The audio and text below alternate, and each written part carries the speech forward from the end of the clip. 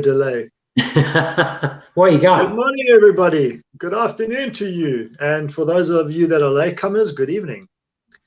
Warren Connolly here, coming to you from a very sunny and pleasant Hungary on healthierlife.tv on this beautiful Wednesday afternoon, morning, depending on where you are.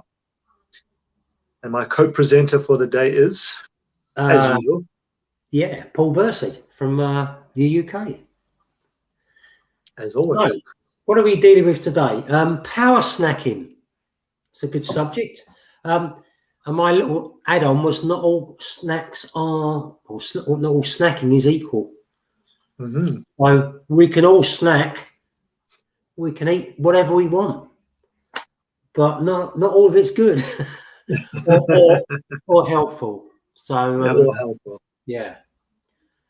Yeah, and there's different reasons of snacking as well. You could do the strategic snacking, which is you have plenty of meals in a day, healthy meals, but you need to be eating every 2 or 3 hours. Now, it doesn't have to be a lot, but I would suggest healthy. What do you do, Warren, for snacking normally? Well, normally my reasons for snacking are because I'm, like you say, I'm more of like a grazer. I like to graze frequently. I've done other things, but I eat meals, but I also like to graze. So I like to snack in between my meals. And then if I'm snacking, I'm either having like an apple or an orange or some toast or bread or something. That's like a cheat snack. And then I might have some nuts with dark chocolate or nuts with dates, that kind of stuff. Okay. I would say I was more of a vacuum. A Hoover, where I would just hoover food up. But I've got a little bit better. My snacking's probably around about 60%. I've got to improve it. But I because I have oatmeal in the morning with blueberries, I find that I can actually go the whole day without eating. So what I have to do is make sure I snack, not because I'm hungry, but to make the day last longer before I have my main meal, So the oatmeal or porridge, Scott's porridge, it is really the best thing for me, and I have it every day without fail. And it's just, and I actually use, believe it or not, full fat milk. Mm-hmm. Because as you get older, you tend to eat less. So whereas before I would have loads of milk during the day and different things, so you'd probably look at more the half fat milk. Because I don't have a tremendous amount, I have the full fat milk. And the only other fats I have that I do deliberately is obviously extra virgin olive oil when you have something like a salad and things like that. Yeah.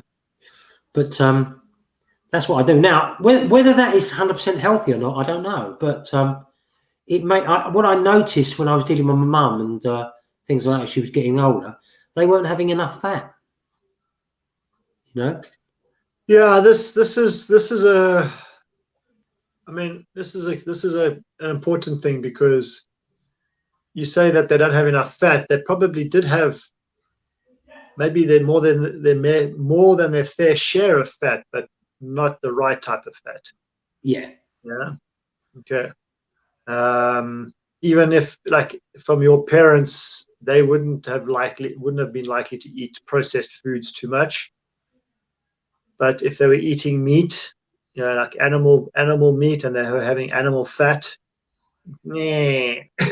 that's very often not a very good choice to have, especially if you're buying the meat from a shop. Like your typical shops.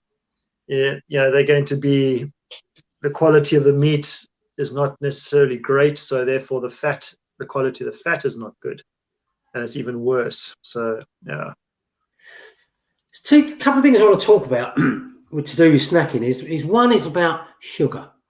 Okay, we've done programs on sugar before.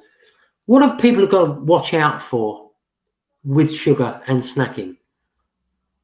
What have people got to watch out for? Yeah, watch out for. Maybe if they're purchasing stuff from the supermarket or whatever. Yeah, so if you're purchasing stuff from the shops, let's say like you're on the road and you're getting hungry and you go walk into the Tesco or whatever, Asda, or is it Asda? And Asda's not supermarket, right? But anyway, you go to the supermarket, you go buy your stuff, you want to get something to eat. Most people will go quickly for something small that is like ultra processed. Okay. Some kind of bar of some sort, whatever, and that's going to be typically high in sugars and salts and sodium and all kinds of blah blah blah, and very low density in terms of nutrients and so forth. If you're buying something that is sweet with sugar, you want to make sure you're having something that is also dense with with fiber. Mm-hmm. You want to make sure that you're counteracting that with some fiber, so that you're slowing down that absorption into your system of that sugar. This is the thing. When we're hungry and we're gonna eat anything, right? Very often, most people will, because when they're not eating healthy to begin with. So when they get hungry, their body's just craving something. And if you're craving something in particular, and you eat something too healthy, you're not necessarily going to be feeling full. So let's say, for example, you're craving salty popcorn or something sweet, but you go buy an apple. You may not be satiated by that apple. They may not fill you up enough. So a better bet might be to have some nuts with the fruit, or some dark chocolate with nuts, because that's going to give you that sweet factor. It's going to give you the fats. That's going to help slow everything down and fill your body up nicely. Something along those lines, rather than just going for the sweet and then perhaps having a granola bar, because that's not going to do it for you. No. You're going to get an extra sugar spike. Well, that's the biggest thing you don't want to happen. And going back to when I have the oatmeal takes care of, I don't have any cravings during the day. I eat because I should be eating, not because I've got a craving, Yeah, well, because you feel like you need to eat. No. Yeah. But again, that's also, for some people, that's not beneficial either, because there's an old adage, or there's a theory that if you don't feel hungry, then don't eat. But sometimes the foods that we eat mask the hunger as well. So like, you eat oatmeal every day. I eat oats every day. I eat raw oats though. Okay, and I have raw oats, and I have it with nuts and seeds and banana and stuff like that. Yeah. But within 2 hours time, and I'm having a lot. I'm having a full bowl, like this size. Yeah. And within 2 hours, I want to snack again. Yeah, for my body. It's funny because I don't feel that. It's weird, But look, snacking over the years, snacking has had a bad image, and there's no need to have a bad image. It's personal choice. It's what people choose to eat as snacks, And is there a problem with food combining? If we just cover that for a minute, and because if you can do it with a main meal, you must be able to do it with snacking as well. When you're combining everything together, maybe that's not the best. Would that be right? Again, it depends. Like, for example, if you can have something that is nutrient dense, where you're combining different things. Let's say, for example, you're going to have some yogurt, some plain yogurt with some nuts or seeds, and I don't know, fresh fruit. You with me? Maybe then that's not so bad. But if you're gonna be snacking and you're going to be combining a lot of different elements of foods too, that it may not be snacking anymore for you. That may be a full meal for you. Yeah. And then you run the risk of putting on weight, on gaining weight, because your snacking is just becoming too much. So you're having too many calories in between your meals. So that's where the problem may lie. It depends on the individual as well, your activity levels, your age, your sex, a range of things. So you got to start. I would say snacking should just be no more than a handful worth of food. Really, should be really So small. you really are grazing. Yeah. Yeah, I get it. And what about having what you have in the kitchen is quite important, isn't it? Because you could cram the cupboards up full of unhealthy snacks. So yeah, and especially at eye level as well. So every time you open a cupboard, you see them and go, oh, that looks nice. That's really nice. So if you can have things like ice cream and things like that, make sure they're out of sight. I mean, I know they've got to be in the freezer, And look, things like ice cream and that, are the biggest snack foods. All your typical, pleasure foods, comfort foods are your biggest snack items. So you want to have those hidden away, packed behind or above. Yeah. If you have a pantry outside of your kitchen, keep it in the pantry. Don't keep it in the kitchen. If it's in the fridge, put it somewhere where you're not going to see it first things first. You have to go look for it to find it. Otherwise, you're gonna end up gravitating towards that all the time. The other, it was something I had in mind. I wanted to say, and I lost my track. If you haven't snacked, here's a quick one for you. If you haven't snacked and you're coming close to a meal, but you're really hungry, let's say you've had meetings or you've been out and you've been about and doing things, picking up kids, doing this, dropping off, and you just haven't had time to snack, but you should have probably had a snack, and you're coming close to your meal time, then have a fruit. Mm-hmm. Have a fruit, have an apple, have a banana, have some orange, grapefruit, watermelon when it, as this comes into season, something like that. Have that before you eat. So don't just wait till mealtime, because when mealtime comes, you're going to be ravenous. And then you're going to just like, and it's you're not going to be controlling your eating in that regard. So have a fruit, or even maybe have some nuts. And then but not a lot, maybe less than you normally have. And then wait, and then have your meal coming up. But make sure you do eat something before you have a meal if you're normally snacking and you're not, because now your body's become conditioned to that snacking, and now you're getting hungrier and hungrier, your blood sugar levels change. So once the blood glucose levels drop too low, you become hypoglycemic, and then all of a sudden you start eating, and now all of a sudden you become hypoglycemic, and then the cycle continues, right? So just bear that in mind. Oh, and as far as snacking is concerned, what about nutrition labels? I mean, if you've got, let's say you're looking at a label and the first few things are sugar, maybe corn syrup, would you avoid those ones? Yeah, I mean, if you're buying something that's packaged and you look on the nutrition label, the first few items are the most dense indicators of what's most in that package. Yeah. Okay. Your first 2-3 items on that list is what's in that packet predominantly. Everything else that comes thereafter is a minuscule amount. They're just adding things into for flavor or whatever, coloring, that kind of stuff. But if you look on a package and sugar is one of the first things that's on there, then you want to stay away from that, my friend. So just put it back and move on to the next item. Yeah. What about the size of the snack? Yeah, well, that's as I said. I mean, okay, look, for guys it's going to be different than for ladies, and even for guys, depending on the size of the guy or the activity levels. But I would say snacking shouldn't be more than like a fist size, really, in my opinion. You don't want to be focusing too much on calorie counting and all this, getting anal retentive about it and too analytical about it, because it's snacking at the end of the day, and you want it to be enjoyable.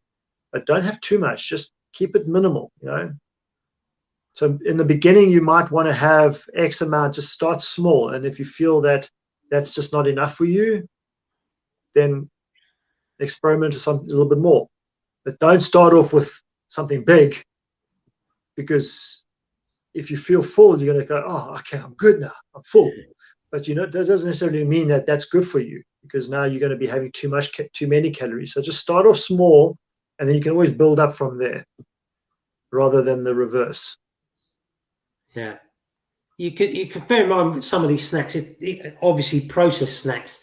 You've got the challenge of having a fight with the scientists, haven't you? Food scientists. Yeah. And they normally win. Yeah, they normally do win, because their knowledge is far greater. They are employed to do that, right? Food scientists. They are employed to make foods taste and feel and smell and look good. But it doesn't by any means stretch of the imagination mean that it is good, because the moment you add a food scientist to anything, it's no longer natural now. So you're not going to add a food scientist to a vegetable. No. Food scientist is not going to be working on veggies unless it's packaged veggies, like dried veggies, that kind of stuff, dehydrated stuff. But if it's natural, normal foods like veggies or veg sticks, even butters, if you have like a peanut butter or an almond butter, you'll be careful with what's in there.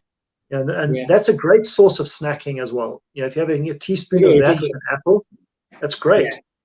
Yeah. But I wouldn't go more than a teaspoon. You're not even I go more than maybe, I don't know, 2 teaspoons. So it's just, you've got to be wary and cautious of it. Something like peanut butter, though, would it depend on the quality of the peanut butter? Because you can buy a very cheap one at the supermarket, but then the other end of there is the most expensive one. Now we're not saying it's 100% like that, but what you tend to find is the more expensive one, they've taken a bit more time and in putting it together. And it's typically more natural. It's more 100%. If you go to a shop and you find that the oil has risen to the top on the bottle, it's invariably just peanuts.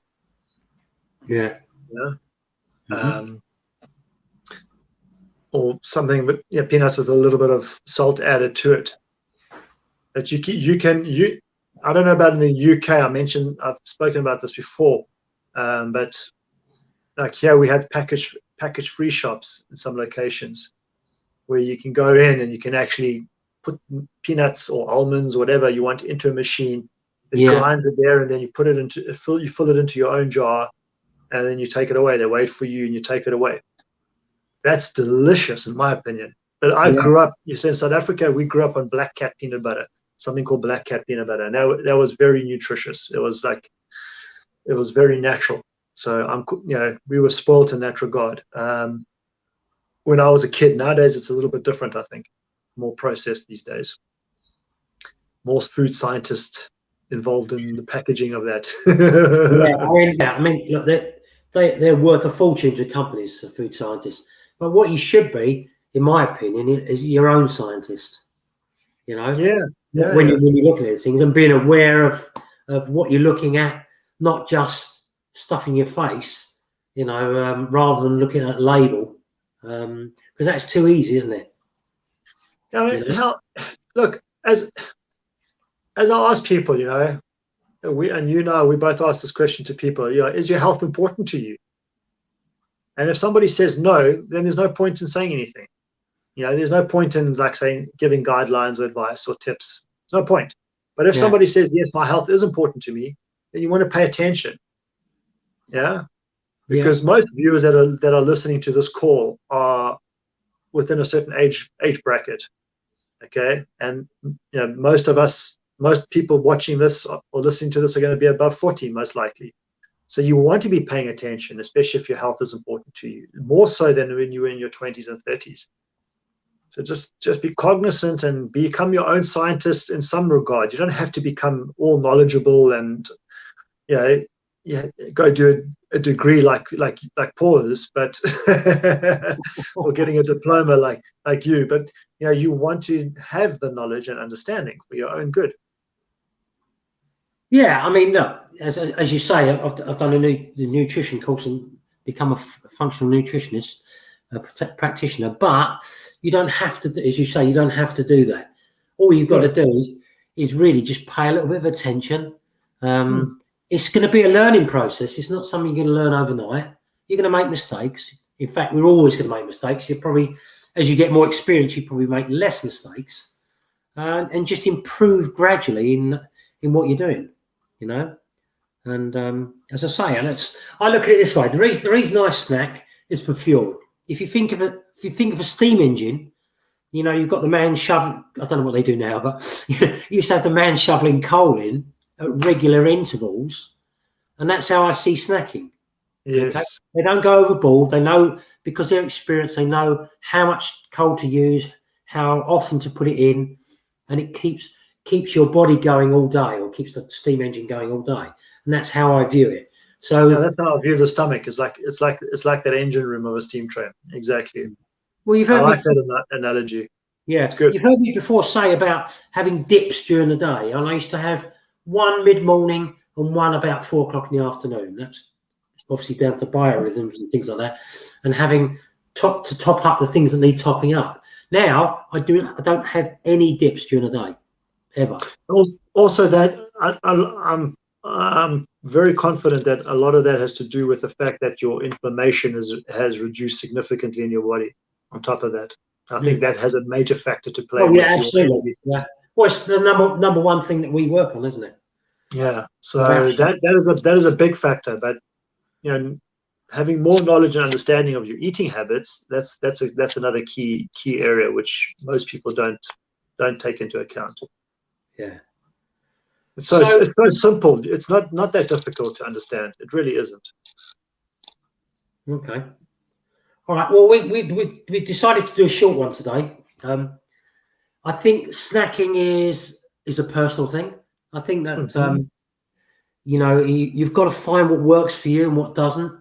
You know, a little bit of knowledge, a little bit of awareness, and have the confidence to try different things. You know, make sure they're healthy, and that's about all I want to say about snacking. I don't know about you, Warren. Have you got anything else you want to say? Yeah, just also bear in mind, just remember that snacking is another way to add more nutrients to your diet. You know, through snacking, you can be just giving your body a little bit of a boost through the day of nutrients, good, healthy stuff, especially if you are eating natural foods. And it helps you to stave off cravings, you know, for the bad stuff by eating and by snacking healthily in particular. So if you are snacking healthy, that's going to help to regulate your blood sugar levels and the communication with your brain and your gut and everything else. You know, so this is where the vicious cycle begins and ends, is when our blood sugar levels are impacted too much, and it just literally does become a vicious cycle. So if you're snacking on sweet stuff and that's all, then, you know, for example, orange juice or apple juice is not a snack, folks. That's a drink.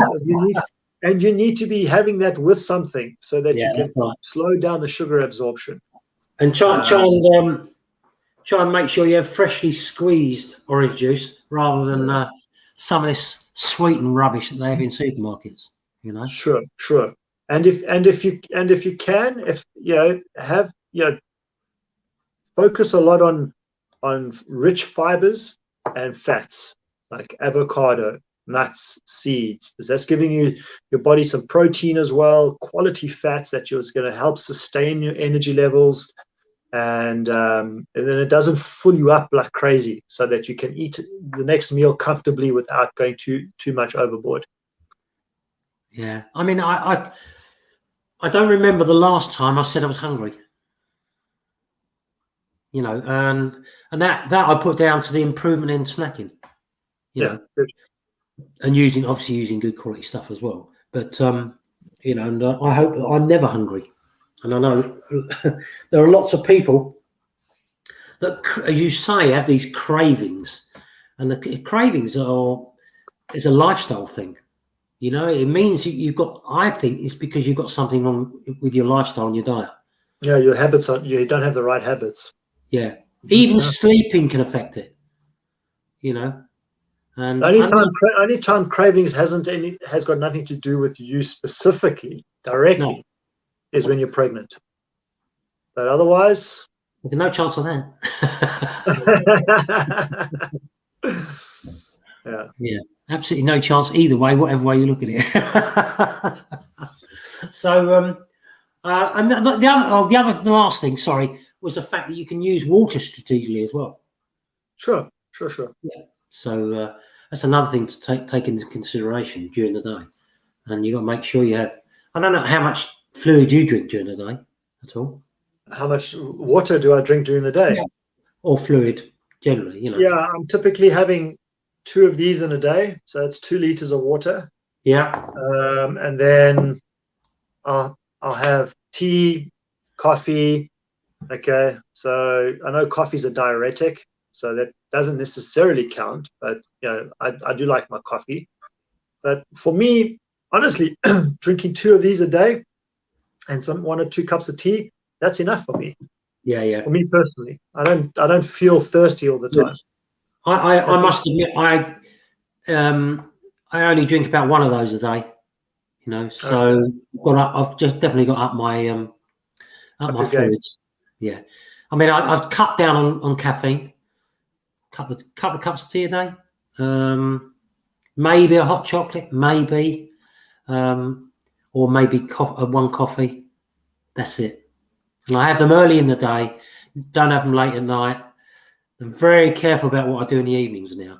The only difference to that with snacking is the other thing you have to take into consideration is your lifestyle. So when I do refereeing at 6-a-side on a Monday and Wednesday evening, I come in late. It's very, very tempting to start going on a binge. Oh yeah. So I'm very careful what I do. And just to say hello to a few people. Sue Booth, great to see you on here. Dave was on here as well. Dave Ives, fantastic to see you. And yeah, I mean, look, the bottom line is that snacking is a continual learning curve. You know, I get most of it right. And that's fine. Some real bad faux pas, you know. But that's fine. I know, it's good. You know, as I say, I wrote it down. I wrote the word cheat just to remind me that yeah, occasionally you do cheat, but it's a fun cheat sometimes, and you know, you can't get it right all the time. So most of the time. You don't need to get it right all the time. That's not what life's about. No, that's right. Yeah. So with that, unless you've got anything else you want to say, we're going to go. Yes, let's go. Let's get out of here. Let's get on with the rest of our day, and let's trust we've empowered some people to take on some healthy snacking or power snacking habits for themselves. Yeah, please let us know what your snacking habits are. That would be nice. Yeah, if you find that snacking is diabolical as far as you're concerned, then let us know, because we might be able to guide you in the right path. Just give you some nice tips for yourself. If snacking is principle key for you, then let us know that too. It's nice to know how many people are doing it right or the better way. Quick wave to Brian Taylor, my buddy. So yeah, with that, we're going to go. Have a great week, everyone, and we'll see you next week on Health. Bye now. Take care, everyone. Cheers. Bye.